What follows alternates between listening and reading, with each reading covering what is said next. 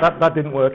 But let's dig a little deeper. When you look at the UK customer experience, you can actually divide some of those interesting experiences up, and it gives you a real insight into the power of the customer experience. This is the message I want to get across to you. Firstly, the power of revealing the customer experience in terms of naturally helping you improve operationally. Yeah, you see things through the customer's eyes. I'm not talking about mystery shopping here, because by definition that's where you're testing internal standards. Is that a fair point? Things that you want to be in place, things that you are aspiring to deliver, you can use mystery shopping, some very enlightened tenant-led approaches. Yeah, some people in the room involved in that. I'm not talking about that. I'm talking about the shock of a real snapshot in the customer's words, customer stories about what really happened. Not with bits that say name, taken out to protect to protect people. So that's the first level. The benefit of using the customer experience to improve operationally. And I don't need to tell you about that. I'm sure you understand where I'm coming from.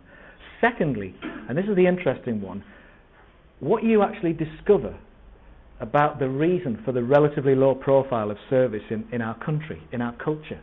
I think you get a real insight into what may be causing that and what we can do to raise the profile. So we become a little bit more American, but not totally American. Although I have to say another story. Friends of mine went on holiday to America. They went on a golfing holiday.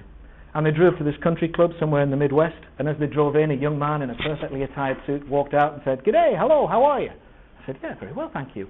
Sir, if you give me your cars, I'll park your car over there. Give me your keys, I'll park your car. If you'd like your clothes balloting, if you're going to get changed to play golf, and madam, if you'd like to join us later on, I can book you a table. Or, guys, if you want to see the town, I can put you in touch with the tourists."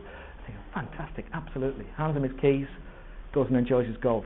About a month later, he's back in England, playing at a golf club in the Midlands he'd never been to before. And as he walked into as he drove into the car park, a man in a suit walked towards him as well. And he thought, just like America, except this man beckoned him to wind down the window and said, "You can't park here, and she can't go in the snooker room." You just think, is there a subtle difference there between the two cultures? So, thirdly,